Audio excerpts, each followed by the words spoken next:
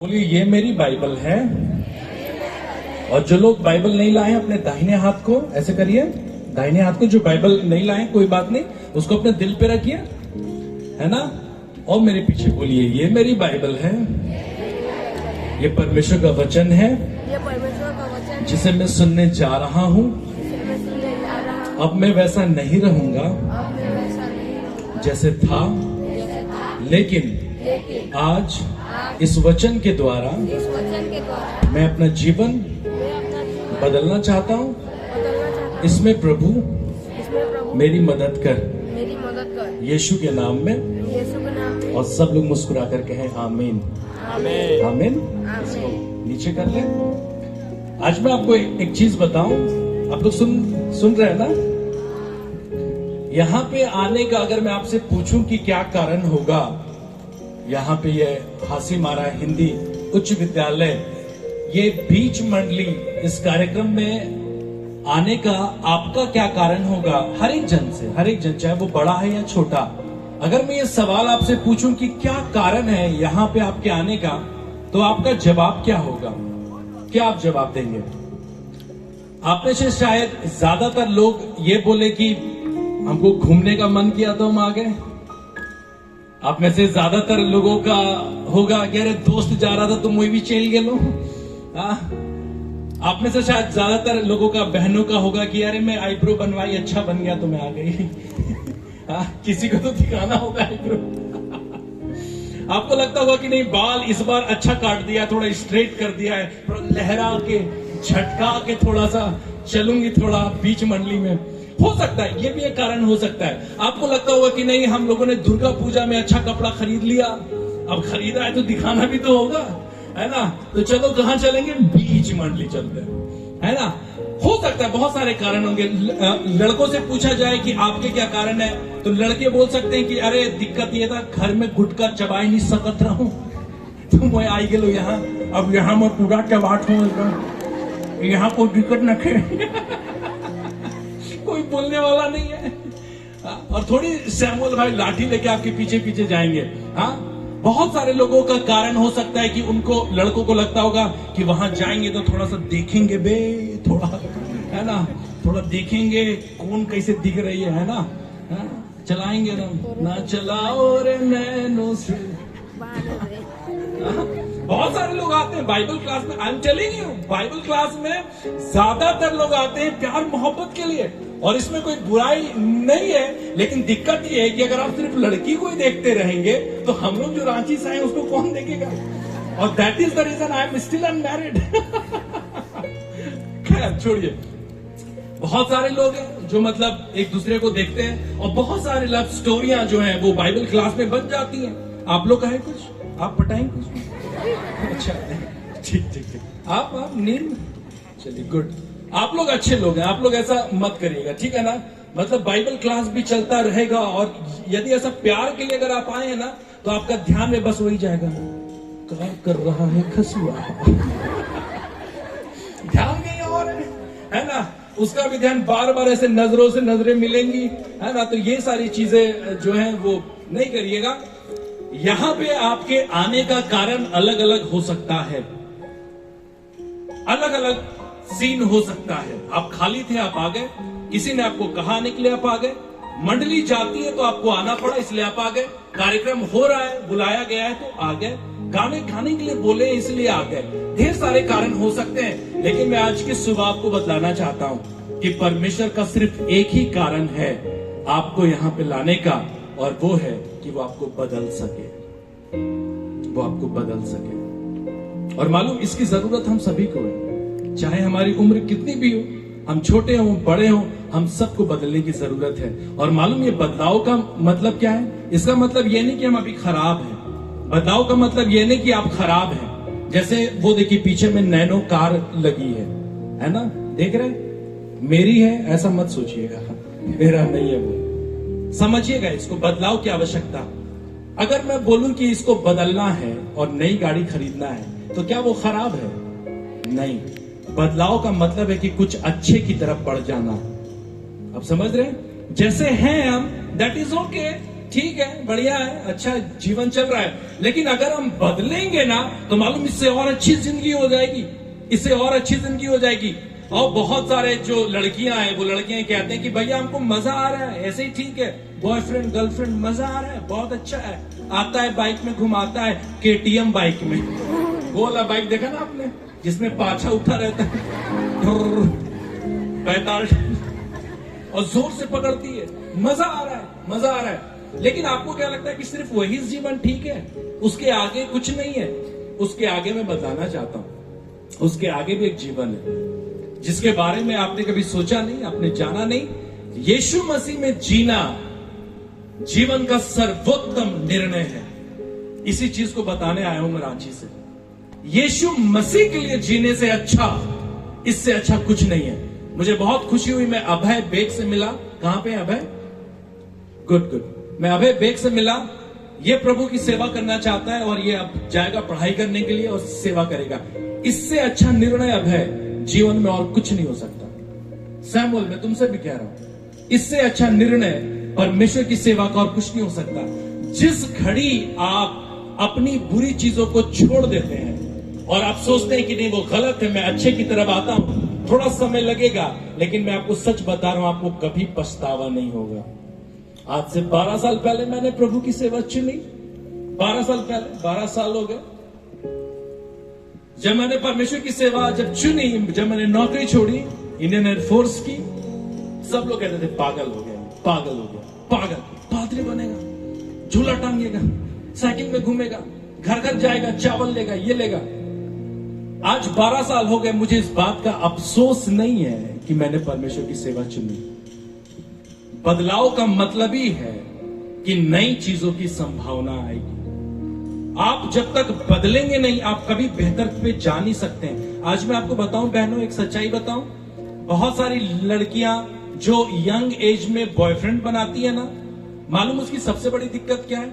सबसे बड़ी दिक्कत यह है कि आप एक ऐसे चवन्नी में अटके हैं जबकि परमेश्वर ने आपके लिए 10 रुपए ठहराए हैं। आप समझ पाई? मतलब आपने खुद से चुना है वही वाला। हाँ? क्या बोल रहे हैं? आपने चवन्नी चुना है, लेकिन परमेश्वर ने आपके लिए कुछ और सोचा है। आप जब तक पुरानी चीजों में फंसे रहेंगे, आप आगे नहीं बढ़ पाएंगे। और मैं शुरू करने वाला हूं बहुत जल्द। मेरे पास आज 4 क्लासेस हैं, आज भी हैं, कल भी हैं, तो ढेर सारी बातें मैं करूंगा, लेकिन कुछ कुछ जरूरी बातें उसको भी बीच बीच में करना जरूरी है। आपको मेरा भाषा समझ में आ रहा है? भाषा के साथ कोई दिक्कत नहीं? ऐसा तो नहीं कि मैं सादरी में बोलूं तब आप लोग समझेंगे, अच्छा अच्छा अच्छा अभी समझ आ लग ऐसा तो नहीं है ना? क्योंकि देखिए भाषा जो है ना वो मैच करना चाहिए। मैं भी थोड़े समय पहले कोलकाता का नाम सुना आपने? अरे आप लोग तो पश्चिम बंगाल वाले हैं, कोलकाता का नाम कैसे नहीं जानेंगे? तो मैं प्रचारक साहब कोलकाता में था आज से 4-5 साल पहले, और वहां पे सेवा करता था कोलकाता में। तो ठीक मैं जिस फ्लैट में रहता था, तो ठीक मेरे सामने वाले जो फ्लैट है, आप फ्लैट समझ रहे ना? हाँ, वो घर घर घर घर घर घर घर। तो मेरे घर के सामने एक घर वाला था, वो बंगाली फैमिली थी, तो मेरे से बहुत अच्छा मतलब उनका उठना बैठना हो गया था, जान पहचान। वो लोग हिंदू थे, मैं क्रिश्चियन था। बजाय इसके हमारी दोस्ती अच्छी थी। एक दिन वो लोग आए और कहने लगे कि कल हम लोग के घर में आप लोगों के लिए भोजन है। हमने कहा कि चलो बहुत अच्छा, खाने के लिए बुलाया जा रहा है। तो हम लोगों ने उनका न्योता स्वीकार किया और हम लोग कल दोपहर को आएंगे ऐसा बोल दिया।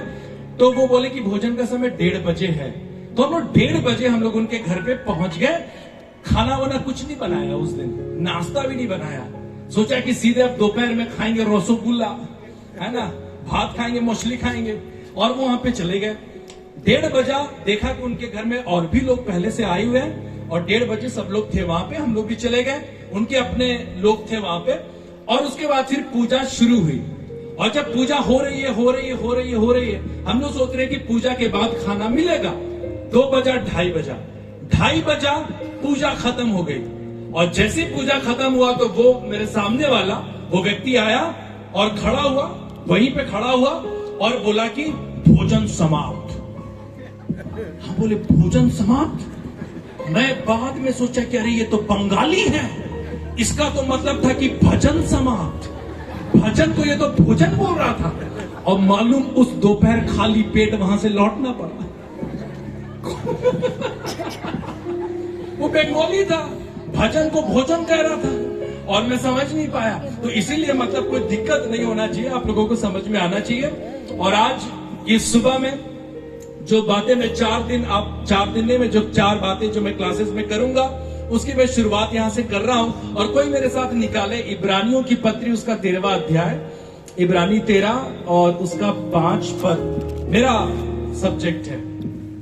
इब्रानी 13 और उसका 5, हिब्रू 13 and 5 आपको मिला?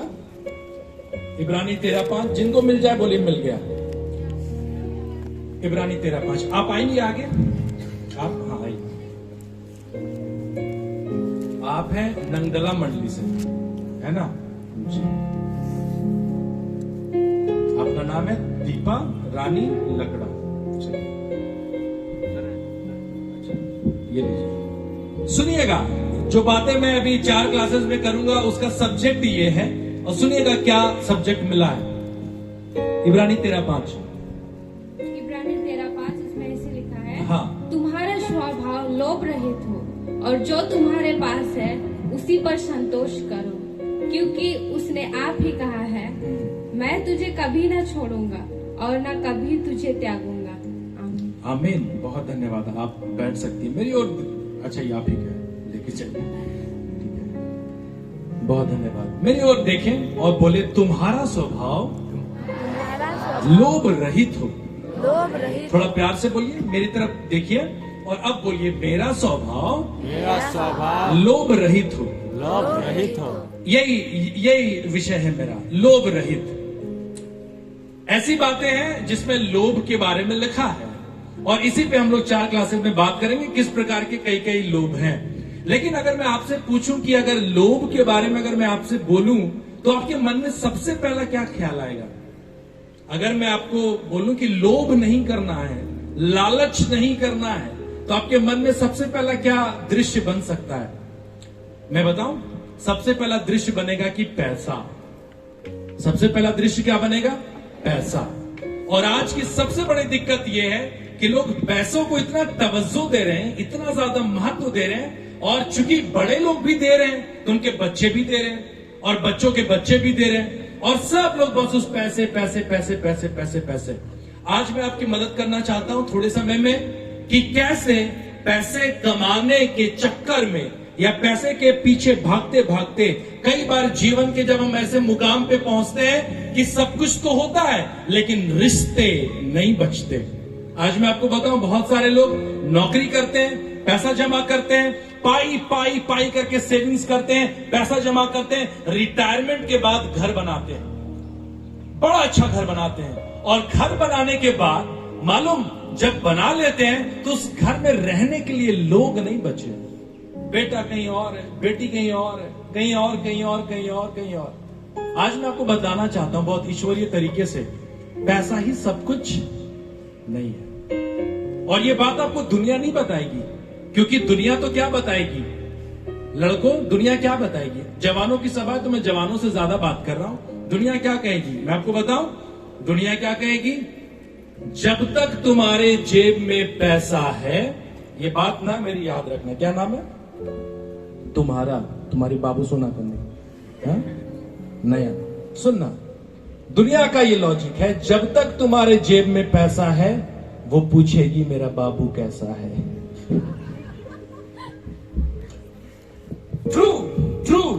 पैसा है, बाइक है तो कोई पीछे बैठने वाली है, बाइक ही ना हो तो कोई पीछे बैठने वाली होगी। अभी तो नया नया ट्रेंड है, जमाना है, डीएसएलआर चाहिए, मोर ठीना डीएसएलआर आहे, 2-3 गो लड़की मना है। सुनिएगा, सब कुछ पैसा नहीं है, ये अंत में आपको मालूम जीवन में निराश करेगा और ऐसी स्थिति में छोड़ेगा कि आप लोगों के लिए तरसोगे और लोग नहीं मिलेंगे यदि आप सिर्फ पैसों के पीछे भागेंगे। आपको बताऊं, पैसे से हम लोग सब कुछ खरीद सकते हैं, यही बात है ना दुनिया में, पैसे जरूरी है। आप कहेंगे कि भैया क्या बात करें, पैसा बड़ा जरूरी है। पैसा जरूरी है, मैं मानता हूं, हम पैसों से सब कुछ खरीद सकते हैं। अभी आप जाएंगे बाजार में, आप पैसे से एक बिस्तर खरीद सकते हैं, खरीद सकते हैं। अभी तो एक से एक बिस्तर आने लगे हैं। आपको बताऊं, पहले के जमाने में जो था वो बिस्तर के नाम पे पहले जमीन पे लोग सोते थे, जमीन पे। उसके बाद थोड़ा मॉडर्न हुआ जमाना तो जमीन में सोने के बाद उसमें क्या आने लगा, वो आने लगा, ये आपका खटिया आने लगा। खटिया आया, उसमें लोग सोते थे। खटिया के बाद एक चौकी आया, चौकी थोड़ा सा फ्लैट सरफेस। चौकी के बाद आया बेड। बेड के बाद भी एक नया अपडेट आया जिसमें कहने लगे बॉक्स वाला बेड, है ना। मतलब ऐसे करके उसका मुंह उठाओ, उसमें कंबल डालो, तकिया डालो, उसको बंद कर दो। जब मन करे तब फिर कंबल निकालो, तकिया निकालो, सो फिर रख दो। ये बॉक्स वाला। अभी और मॉडर्न वाला बेड आ गया है, आपको मालूम, मॉडर्न वाला हाइड्रोलिक वाला बेड आ गया है। हाइड्रोलिक वाला, अभी आप लोग की शादी ब्याह होगी ना, हाइड्रोलिक आप लोग समझ रहे हैं कि नहीं। ट्रैक्टर देखा है, ट्रैक्टर में आजकल नहीं ऐसे ऐसे करके मुंह उठता है उसका, पूरा तो सर से गिरता है। पहले क्या था कि 10 आदमी लगे रहते थे, 5-10 मिनट का समय जाता था। लेकिन अब हाइड्रोलिक ट्रैक्टर आ गया है, सामान सट से गिरता है और सट से फिर चला। बेड में भी आने लगा, और हाइड्रोलिक बेड मतलब आप उसमें चढ़ेंगे और बेड को ऐसे करके दबाएंगे, ऐसे करके होगा। एक से एक बेड आने लगे। आपको मैं बताऊं, अगर आप जाएंगे हासीमारा बैनागुड़ी के ये में, आपको ब्लूटूथ वाला बेड मिलेगा। ब्लूटूथ मतलब दोनों तरफ स्पीकर लगे, आप रात में सोने जाइए, दोनों तरफ से गाने बजेंगे, बोलेंगे वाह ये कहां से दुष्ट आत्मा मनाई गलक। दोनों तरफ से ये आ रहा है। और ऐसे ऐसे बेड, मैं आपको बताऊं, हम पैसों से वो बिस्तर खरीद सकते हैं, हम पैसों से वो आलिशान हाइड्रोलिक वाला बेड ले सकते हैं, लेकिन बच्चों आप ही बताओ, क्या हम नींद किसी पैसे से खरीद सकते हैं? नींद 100 रुपया ले लो भैया, नींद दे दो। नहीं, एक काम करो भैया, कैसे दे रहे हो किलो? 500 रुपए। एक काम करो 250 ग्राम दे दो नींद। अरे अच्छा, मेरा पति भी है, 250 ग्राम उसके लिए भी, दोनों के लिए आधा किलो दे दो। झोला लेके गए थे, नींद लेके आ गए, मिला क्या ऐसे?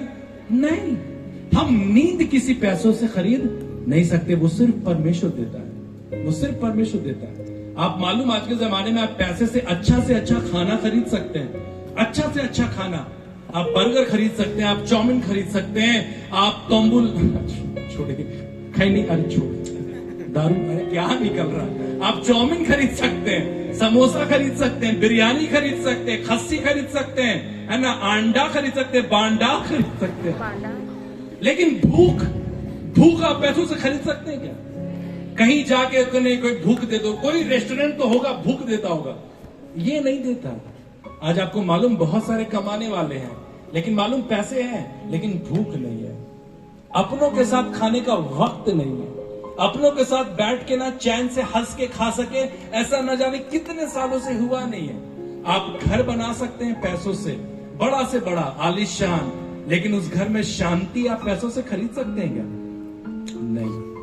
मालूम, आज के जमाने में ना लोग पैसों को इतना महत्व देते हैं कि आदमी पैसों से धनी होना चाहिए, धनी होना चाहिए। आपको भी लगता होगा, जब 2-3 लड़कों को देखते होंगे ना कि वो बाइक से घूमते हैं, वो अपने जेब में आईफोन रखते हैं, आपको लगता होगा कि नहीं, जीवन तो ऐसे ही होना चाहिए, ऐसा ही होना चाहिए। लेकिन मैं आपको बताऊं, ये जो भावना आई है ना, धनी होना चाहिए, पेट में अनाज होना चाहिए, घर में सब कुछ होना चाहिए, ये भावना पहले नहीं थी।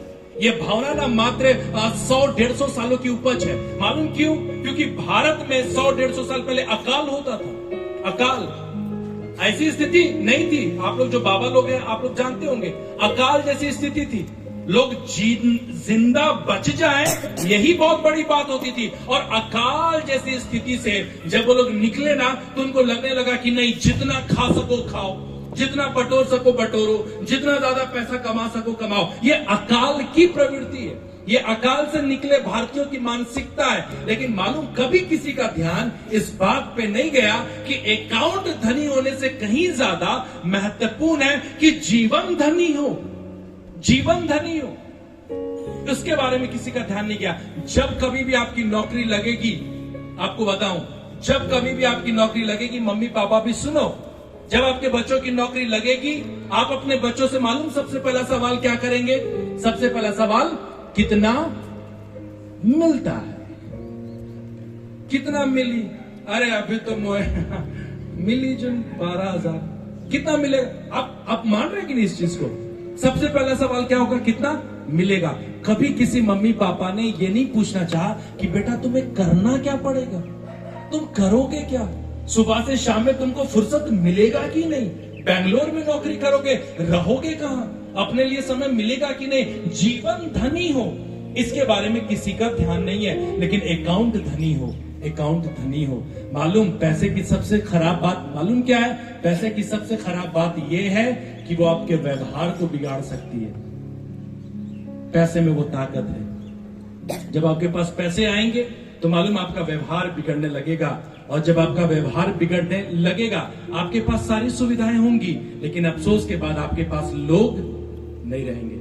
आज मैं जवानों मैं बहुत जल्दी से खत्म कर रहा हूं, फिर मैं अगले क्लास में आपसे मिलूंगा, लेकिन आज मैं एक बहुत बड़ी सच्चाई बता रहा हूं। आज बहुत सारे जवान पैसा कमाना चाहते हैं, आप भी चाहते होंगे, बिल्कुल कमाना चाहिए, मैं आपके लिए प्रार्थना करूंगा, लेकिन मालूम सबसे बड़ी दिक्कत क्या है? सबसे बड़ी दिक्कत यह है कि आपने मेहनत का सही मतलब ही नहीं समझा, और मैं इसको बतलाने के लिए आया हूं। जैसे उदाहरण के तौर पे आज ये समस्या सब जवानों की है, आप लोगों की है। इसको समझिएगा मैं क्या कहना चाह रहा हूं। आप नौकरी करना चाहते हैं, आप पढ़ना चाहते हैं, आप कुछ करना चाहते हैं, लेकिन कुछ हो नहीं पा रहा, और न जाने कितने ऐसे लोग हैं जो मेरे पास आते हैं और कहते हैं भैया नौकरी के लिए प्रार्थना कर दीजिए। और कुछ लोग तो आते हैं जो लोग मुंह में गुटखा होता है, वो लोग कहते हैं भैया छोकरी के लिए। मैं बोलता छोकरी नहीं भैया, नौकरी के लिए, है ना?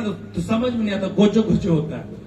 तो नौकरी के लिए प्रार्थना करना चाहते हैं, लेकिन नौकरी के बारे में आपको पता होना चाहिए कि आज लोग पैसा कमाना चाहते हैं, लेकिन परिश्रम का सही मतलब आपको पता नहीं है। अब मैं आपको बताऊं, इसको समझिएगा ऐसे, उदाहरण के तौर पे ये आपकी मदद करेगा।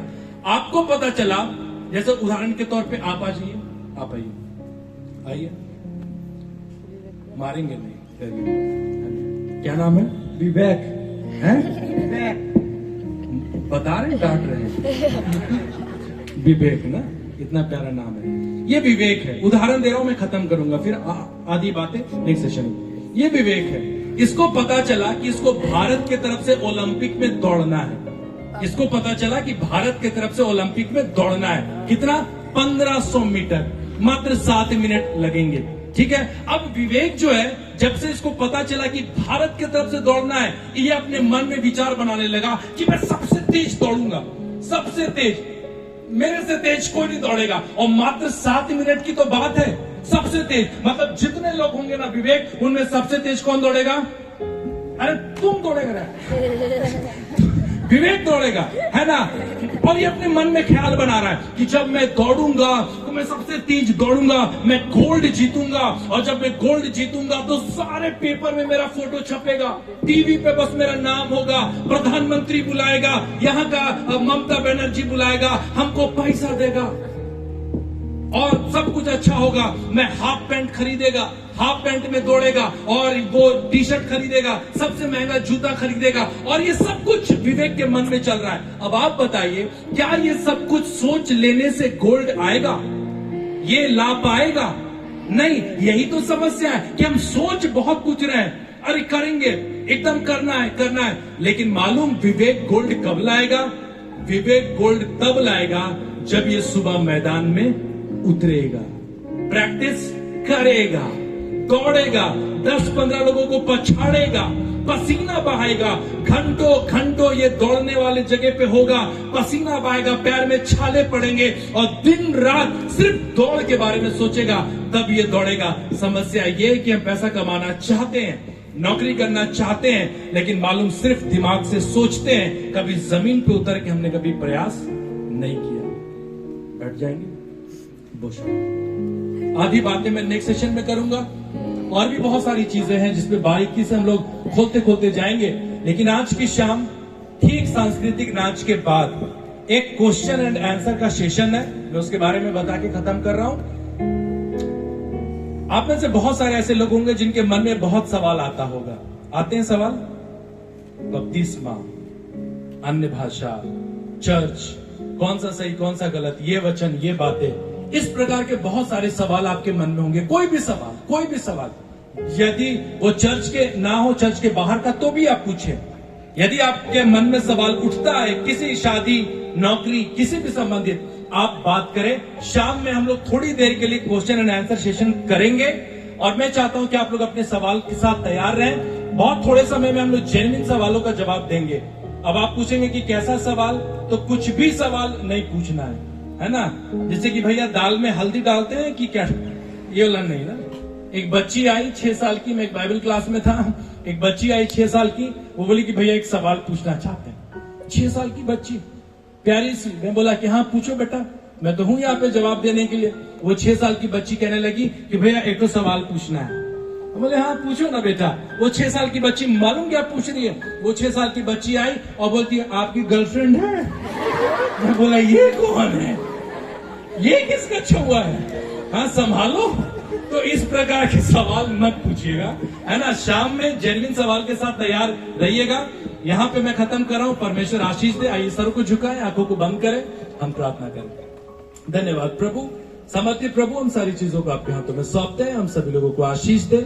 प्रार्थना यीशु के नाम में मांगते हैं, सुन और दया से ग्रहण कर। आमीन, आमीन। Thank you.